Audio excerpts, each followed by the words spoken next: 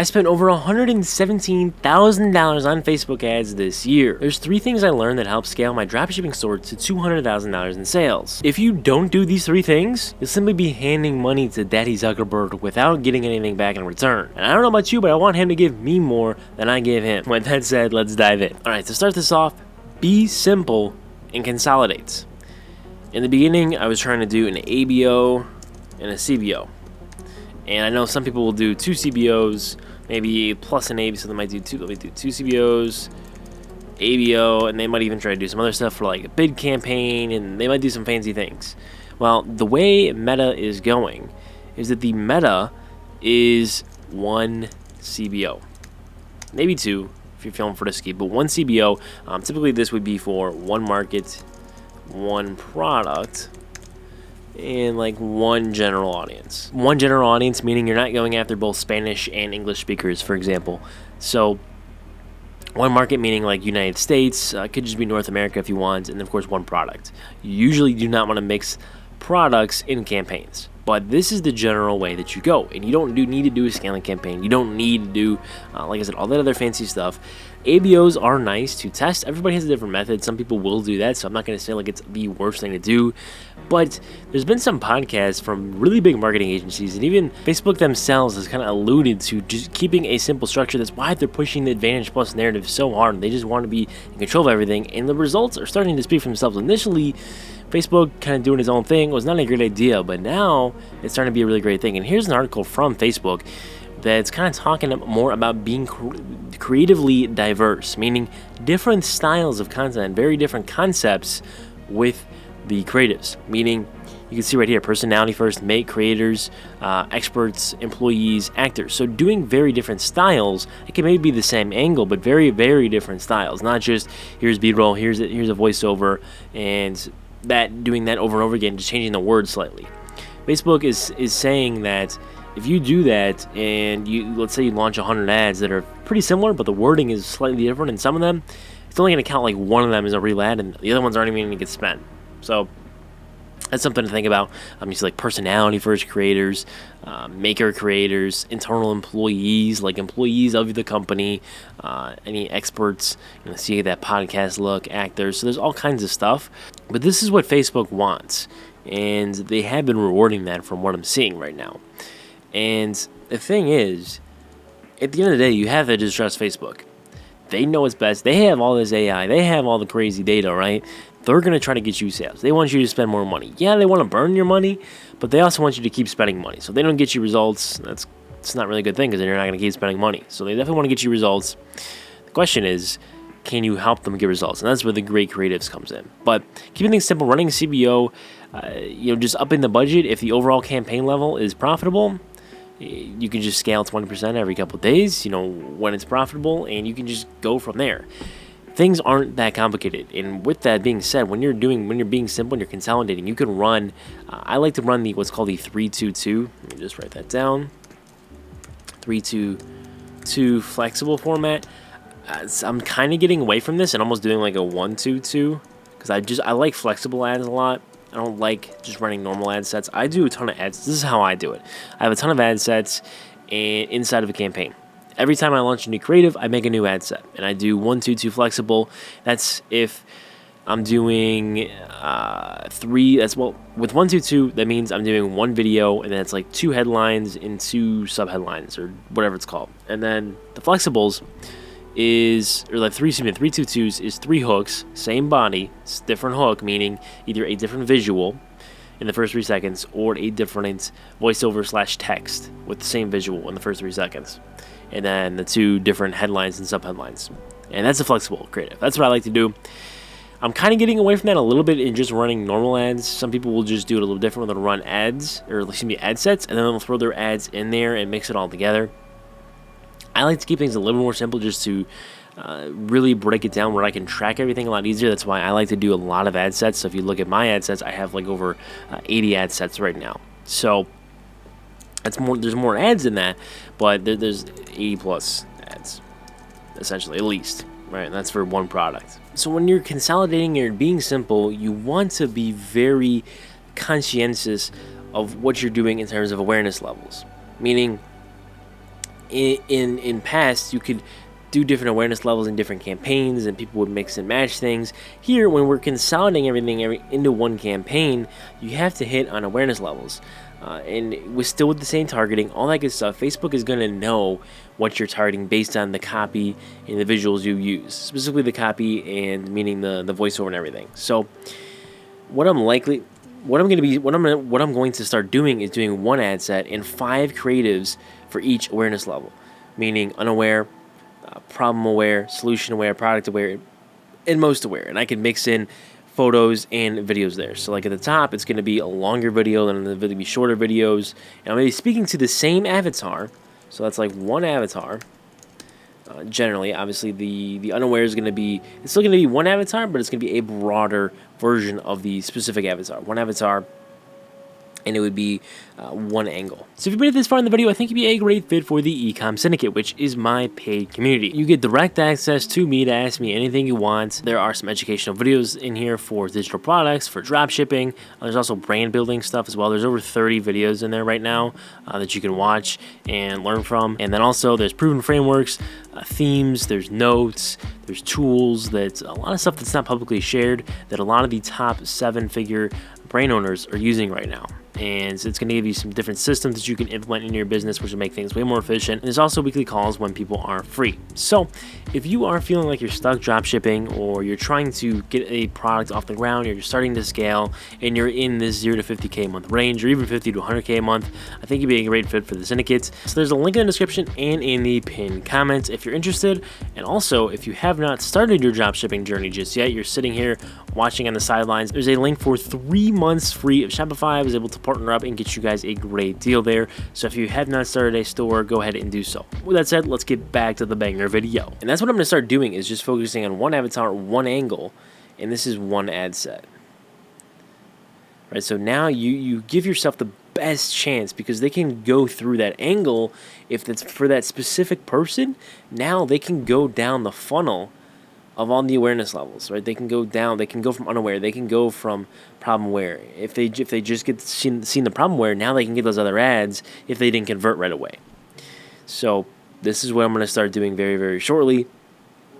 And by using the Advantage Plus and all that good stuff, Facebook knows what they're doing, and they're going to help push that along. And then the frequency that you'll see in the Ads Manager will go up on some of those bottom of funnel ads, which will just, like, especially the most aware, those image ads, you're just going to throw the offer at them or throw an additional discount at them.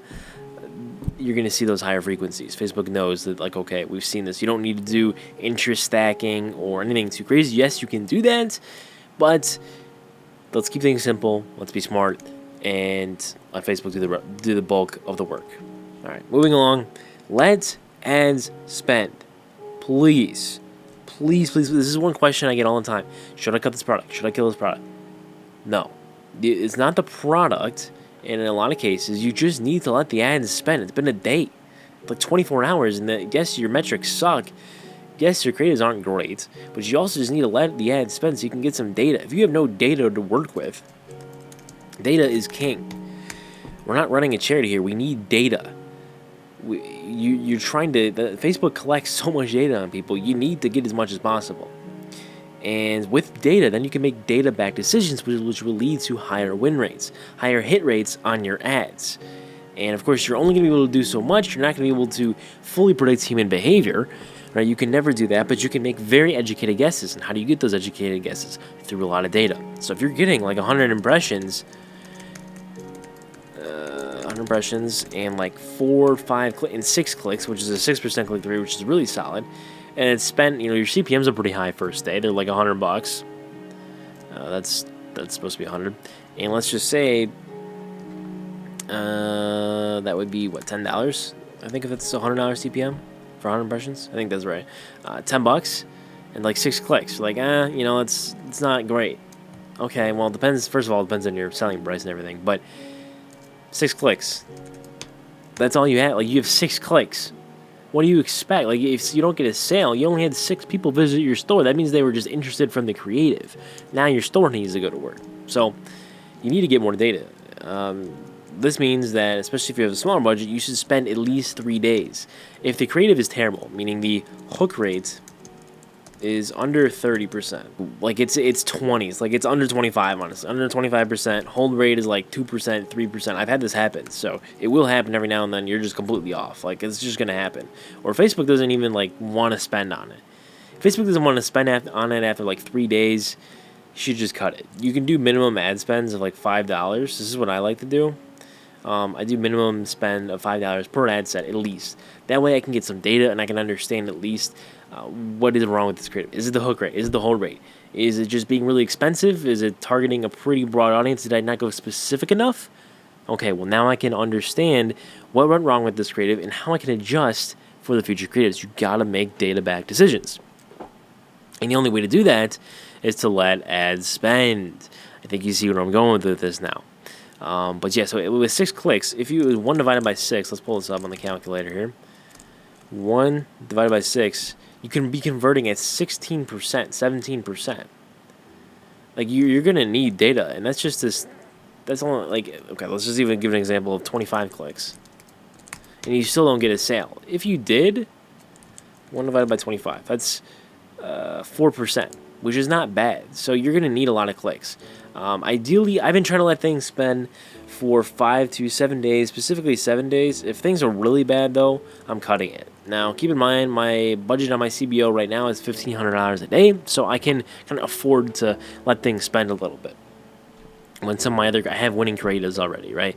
When you don't have winning creatives, you want to be a little bit sharper with the cuts, but you do need to let things spend because sometimes ads don't necessarily hit right away. They might have, especially if they have a good hook rate, like it's like 50-60%, you can let it spend up to 3x your target CPA. And that, let's just say your target CPA is $20, right? You're selling it for maybe like 40 bucks, and you have a decently high cost of goods, but you're trying to get your sales at 20. Well, you could let that spend all the way up to 60. If your break even is like 50, you're really not that far. Like you're not that off. You could even spend double break even, which would give you a lot more data that could really prove to you that it's not a great ad, or that it's just not converting. Like even if the hook rate's good, maybe the hold rate was even solid, CPC is solid, but it just was not converting. So maybe the expectations were set off. They were not great expectations set by the creative, and the store just didn't match up, or just the store isn't converting. So it can also be that angle just doesn't really resonate with the people, and it doesn't make them want to buy the product. There's a lot of reasons why ads do not work. Why, it could be the creative itself, it could be the angles, like I was just saying, like the angles, it could be the creative concept. Right? It might be the right angle, but it also might not be the right creative concept per se. In general, though, you can get away with just testing one creative concept and just doing testing a bunch of different angles. Once you find a different angle, then you can expand upon the creative concepts, if that makes sense. But not to get too far ahead of ourselves here, we're going to move along to look for these metrics, which I've kind of touched on a little bit here. So what we're going to be looking for generally is 30% plus hook rate, at least. Ideally, let's just do an ideally 50% plus. Let me add that in there. I've had ads scale at 35% hook. I've had ads scale at 65% hook. The thing is, Facebook will generally spend more on hook rates that are higher. So I had an ad that was a 63% hook rate. All my other ones were like 40, 30, 20, which ended up getting cut, right? The one that came in was like, it was like 60% off the bat, and it immediately started to take spend. And initially it was a little bit rocky. The ad wasn't doing so hot. But then it started to get a bunch of sales, and then Facebook just gave it all kinds of money. And eventually it ended up dying out. But that was after $13,000 of ad spend. So it definitely made some money. And so that's just like the hook rate, which is very important, because if people are not even getting hooked into your videos, well, something's not going right. Hold rate, you're looking for 10%. 10% plus. If it's under this, it's going to be really tough. Really, really tough. And the next thing is ideally, meaning the ideal ratio for the hold rate should be 15, 20, I mean, like, probably 20% plus, I'd say. Like, if you're doing that, like, you're really grabbing the customer's attention. Obviously, shorter ads are a little bit different than longer ads, and there's all that, but these are kind of the metrics you want to go for that. Ideal metrics for CPC and, like, CPM and all that is going to, actually CTR as well. All these three are all tied together. Essentially, if your CPMs are higher, then your CTR needs to be higher. So if you're like at $150 CPM, your click-through rate needs to be at least 5%, at least, and that's pretty hard to do. So it could even be like 10, like it might even be 10% to get you enough clicks to convert at a high level. So sometimes things are a math equation. Same thing with cost per click. So like that's going to determine, like, your CPM is directly correlated to your CTR, which is directly correlated to your CPC. So let's just think of an example here. Let's just say that your product is $100. Okay. You can convert pretty well. You need to convert at like 5%. This is a little bit higher ticket. You need to convert to 5%. Your CPM right now is $200, which is pretty high. Let's see if it works. And CPM, by the way, is determined by the specificity of the avatars that you're talking to. If you're talking to a really broad array of people, it's going to be more expensive. It's going to be harder to sell to because a lot of people are bidding. There are a lot of people who are spending money on those people, and Facebook is a game of whoever spends the most will get the most customers. And when you're small, it's going to be tough, and the CPMs are just going to be really high. So as you get bigger and you spend more, your CPMs will tend to go down, and as you speak to more and more specific people, your CPMs will drop as well. And also, if you have more awareness levels, CPMs will drop too. So initially, though, a lot of people are going to see some really high CPMs, especially if you're in the beauty niche like me. I was seeing 150 plus for a while. My average CPM for my first full month of running ads was over $95. I believe it was $96, which is insane. I don't know. Yeah, I didn't make money that month. The next month I did. I don't know how. So, and my CPMs were still like 80 something, which is insane. So CPM is 200, and let's just say that your click-through rate is 5%. Is this going to be enough to make you, those sales at $100? All right, let's just say that you get a full $200 spend. $200 spend, meaning you get 1,000 impressions. And you get 50 clicks. 50 clicks divided by a 5% conversion rate, which I don't think is the right math, but CVR. If you're getting 5% of 50 people that are on your store, you should have 2.5 sales. So it could be 2, it could be 3. And with this, it could be $200 in revenue, or it could be $300 in revenue. That's a big difference. Obviously, when you're selling a little more higher ticket, but 200 versus 300. In rev. Now, that's not accounting for fees. It's not accounting for product costs. If we include product costs, you're going to see here 200 spend with 5% here, 5% here, with the $200 CPM. If you can only get 2 sales, you lost a lot of money here, because if your product's 100, you're probably going to be paying at least like $20. So that's 40 minus 40 plus another fees. $200 in revenue is another like minus, let's just see, rough guess here, 200 times 0.03 minus 6. So it's not anything crazy, but still, it's minus $46. And all in all, it's not terrible, but you still lost some money here. So can you be profitable on a 5% click-through rate and a 5% conversion rate, which is really solid? No. If you double this conversion rate to 10%, you keep your CTR the same, things will start to change. If you're converting at 10% now, let's just do this. So 50 clicks times 0.1, that means you get 5 sales, right? And with 5 sales, now you're at $500 in revenue, and you only spent 200. Now we're starting to see some return on ad spend. That's a 2-point-something ROAS, right? That's pretty solid. But the thing is, you have to convert to 10%. Most people are not converting at 10%. It's very hard to do. So also your cost per click then would be, all right, so 200 divided by, how many clicks do we have? 50? 4. So you're going to be paying $4 a click. With a $4 cost per click, it's going to take $400 of spend to get 100 visitors. All right, and with those 100 visitors, if we're converting at 10%, that means we get 10 sales, aka 1K in revenue. And with the $400 in spend, that should be profitable. So You have to understand what the numbers are. Now, like I said, achieving a 5% here on the click-through rate and a 10% here is going to be really tough. A lot of your numbers are not going to be that great.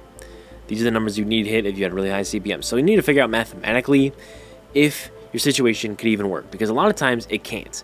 That's what I realized with a couple of my products. Like when tariffs hit and stuff, like things were not working. And when I was selling a digital product, the math was not really mathing. I happened to get a little bit better of a conversion rate than I was anticipating when I initially had, and it worked out. Like I was able to kind of make some money on that. But I'm like, you know what, the math isn't mathing, and sometimes that's just the way it is. If your creatives are not getting those low CPMs, even if you are speaking to a specific avatar, it's going to be really tough, because you're like I said, your click-through rate needs to be high, your conversion rate needs to be high. You need to be able to run the math and say, okay, does this make sense? Now, let me also add to this that gross margin plays a huge part in this. If you do not have a gross margin of at least like 70%, it's going to be impossible to sell your products. Like, let's just say this is a very common scenario. Let's say you're selling a product for $50, but you're paying 15 for it. 50 minus 15 divided by 50, it's a 70% gross margin, which is doable. You can do that. It's going to be pretty tough to be profitable. And so for the $35 where the cost is at, well, I want to make like $15 per sale. That means I need to convert every $20 in ad spend, which with Facebook ads and how expensive they are is a little more difficult to do, especially in the beauty niche. If you're in another kind of niche, anything like that, you could probably start to do some of those, $20 CPAs. It's just going to be a little bit tougher. Generally, you're going to have to spend a lot more to get some of these ads to convert. So, with that said, you got to know your numbers, and it's tough. You got to figure out the math. You got to get data though. Like, if you don't know this day, you're not going to know this day until you run ads and you let ads spend. Everything here is tied together. So with that said, guys, hopefully you did enjoy, and hopefully this gave you some value. If you did, make sure you drop a like, subscribe, and maybe leave me a lovely comment. With that said, I'll catch you on the next one. Peace.